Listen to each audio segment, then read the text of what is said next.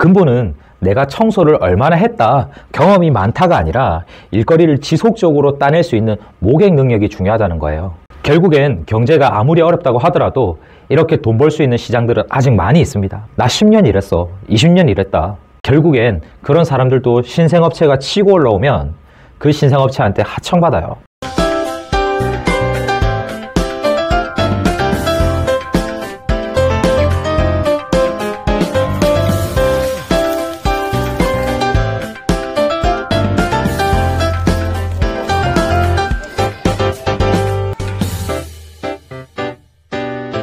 안녕하세요, 티윤댓입니다. 저는 부산 기장군에 거주하며 활동하고 있는 대한민국 경제법정단체 소상공인연합회 이사로 활동하고 있으며 청소업체를 운영하고 있습니다. 여러분, 저도 처음엔 깔끔한 옷 입고 누구에게 멋있어 보이는 일들을 하고 싶었어요. 하지만 세상에 내 마음대로 되는 게 어디 있나요? 제 사연을 아시는 분은 아시겠지만 저는 누구보다 불리한 환경과 조건에서 경제활동을 해왔습니다. 저도 하는데 여러분들은 못할까요? 아침에 부랴부랴 일어나 아이들을 챙겨보내고 아이들이 유치원이나 학교 간 시간에 제가 해야 할 현장 업무를 마무리하고 시간에 쫓겨 아이 유치원 차량이 오기 전에 아이 데리러 갔다가 집에서 아이들 챙겨서 밥 먹이고 씻기고 양치하라고 잔소리하고 빨리 자라고 잔소리까지 하고 그 외에 어질러진 집안일이나 집에서 봐야 할 업무, 제가 본업을 하고 있으니 블로그도 써야 되고 마케팅도 해야 되고 여러 가지 계획에 대한 준비 등 심지어 유튜브까지 계속 해야지 하다가 이제 막 허접한 편집 익혀서 유튜브까지 하고 있습니다. 그 외 가정이 있고 내 업을 하면 부가적으로 신경 써야 될 것들이 산더미입니다. 게다가 저는 아픈 아내의 직업 특성상 늘 아내에게 맞춰 살아가야 하는 삶을 살아야 합니다. 그렇다고 제가 부모님께 지원받는 돈을 통해 가정을 꾸린 것도 아니에요. 물론 저보다 열악한 환경에 있으신 분들이 있으시겠지만 대부분은 저보다 열악한 환경이 아니실 거라 생각하거든요. 여러분들, 우리나라는 청년 실업 문제도 심각하고 중장년들의 조기퇴직 문제도 심각하죠. 데이터 기반의 사회에서 사람 대신할 수 있는 로봇들이나 인공지능, AI 등이 굉장히 발달했죠. 무수한 변화로 인해서 앞으로 미래가 어떻게 될지 아무도 몰라요. 하지만 아직까진 사람의 노동력과 손기술이 필요한 직군은 여러분들이 생각하는 그 이상으로 엄청나게 많아요. 그 중에서 자본이 크게 없어도 점포가 없어도 시작할 수 있는 일도 무수히 많다는 겁니다. 물론 대다수 이런 직군들은 지속적으로 몸을 쓰다 보니 다른 일보다 몸이 편한 직업들은 사실 아닙니다. 하지만 물가와 최저임금은 오르는데 언제까지 부족한 월급 타령하며 이런 일은 나랑 안 맞아, 저런 일은 해보고 싶은데 해볼까? 고민만 하고 시간을 보내실 건가요? 지금도 특정 기술 직군에서 독시간 업체들에서는 일거리가 넘쳐나도 그 일을 다 못 쳐내는 것도 분명히 있습니다. 이러한 시장 구조를 가진 곳에 특징이 분명히 있어요. 어떤 특징이냐면 업체는 너무 많은데 마케팅을 잘해서 독식하는 곳은 분명히 그 일을 누군가에게는 넘겨줘야 된다는 말입니다. 독식하는 업체는 하청을 주며 수수료를 받고 모객 능력이 없는 업체나 사람은 수수료를 주더라도 본인의 일을 할 수 있어서 좋겠죠. 보통 대부분의 노동, 기술 직군은 이런 시장 구조를 띠고 있다고요. 결국엔 경제가 아무리 어렵다고 하더라도 이렇게 돈 벌 수 있는 시장들은 아직 많이 있습니다. 본론으로 가서 저는 청소업을 시작한 지 얼마 되지 않았습니다. 저는 코로나가 시작되고 청소업이라는 걸 경험하게 되었고 누군가는 나 10년 일했어, 20년 일했다, 경험이 많다고 우쭐대시지만 결국엔 그런 사람들도 신생업체가 치고 올라오면 그 신생업체한테 하청받아요. 아무리 경험이 많으면 뭐합니까? 그런 업체들도 결국엔 어디 가서 일당받고 일하고 하청받고 일하는 경우가 많습니다. 근본은 내가 청소를 얼마나 했다, 경험이 많다가 아니라 일거리를 지속적으로 따낼 수 있는 모객 능력이 중요하다는 거예요. 근데 그 모객 능력 생각보다 어려운 게 아니에요. 여러분들이 생각하는 걸 실천해 보는 겁니다. 경력이 오래되었다는 업체들도 결국에는 블로그를 하면 일거리가 생긴다더라, 중개 어플을 이용하면 된다더라, 이렇게 머릿속으로는 알지 실천을 잘 안 하는 경우가 다반사예요. 제가 아는 업체들만 해도 블로그가 근본인 걸 알면서도 몇 번 해보고 포기하는 분들이 굉장히 많아요. 하청받고 다녀요, 일은 잘하면서. 우선 여러분 생각해 봅시다. 기술로 예시를 들어서 만약에 우리 집 배관이 막혔어요. 그럼 그 배관 업체를 어떻게 알아볼 거예요?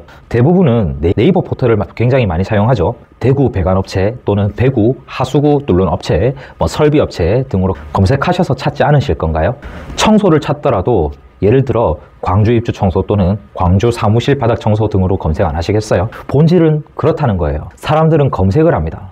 그러면 광고 비용 안 들이고 광고를 하려면 블로그를 시도해 보셔야죠. 블로그 어렵다고요? 그래도 집에서 유튜브 보고 노는 시간 조금만 줄여서 시도해 보시는 건 어때요? 저도 처음엔 블로그 개념을 익히는 과정에서 두세 개의 블로그를 초교화까지 하면서 실패했었어요. 다른 곳은 어떻게 하는지 파악도 해보고 여러분들이 지금처럼 보시는 유튜브로 블로그를 어떻게 하는지 살펴도 보세요. 찾아보면 되잖아요. 저는 그 개념을 익히고 지금은 누구보다 특정 기술을 가지고 3배, 4배 빨리 성장시킬 전략도 알고 있고 이젠 자연스럽게 그 과정들이 익숙해졌어요.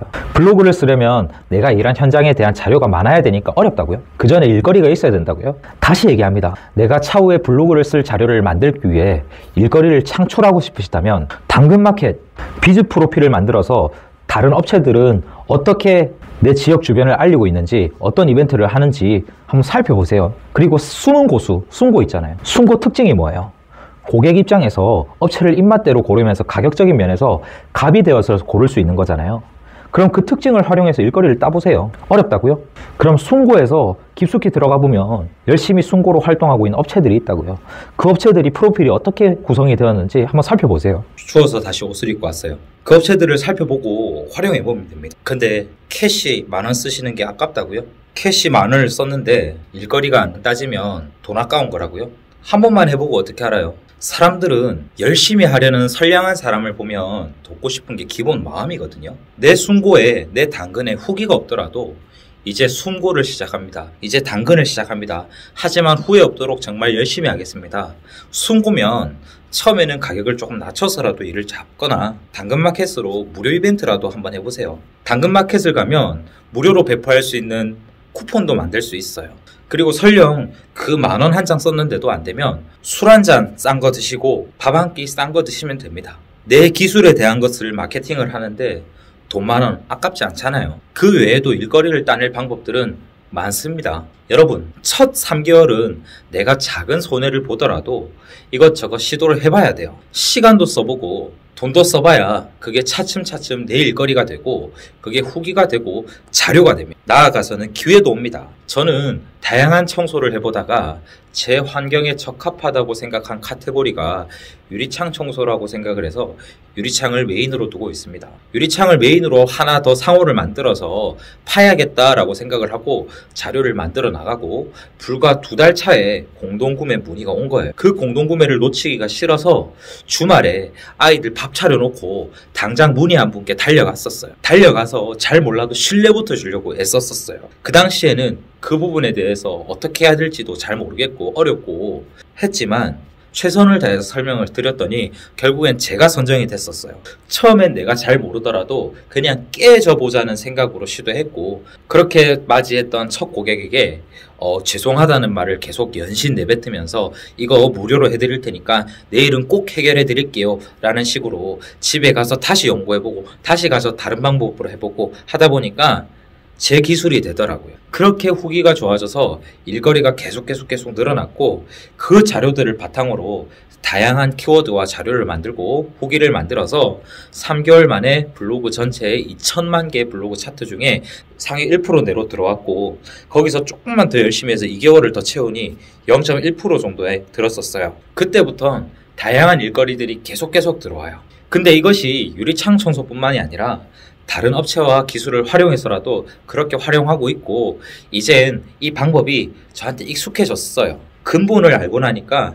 특정 기술이 있으면 평범한 월급쟁이보다 훨씬 쉽게 일거리를 따내어 수익을 내는 건 크게 어렵지 않다는 걸 확실히 느낍니다. 여러분, 오프라인 영업을 해서 먹히는 업종도 있고 중개 어플을 활용해서 먹히는 업종도 있고 다양하지만 결국에는 블로그는 근본입니다. 여러분, 누군가는 회사나 사회 분위기상 조기 퇴직을 하셔서 처자식은 있는데 앞날이 막막하실 거고 사회초년생은 공부엔 재능이 있건 없건 학교 졸업 후에 군대도 다녀오고 막상 내가 뭘 해야 될지 모르겠고 어떤 직장을 가져야 될지도 모르겠고 능력은 안 돼. 또 당장 내가 돈이 쪼달려서 무언가를 하고 싶은 분 등등 다양하게 많으실 거예요.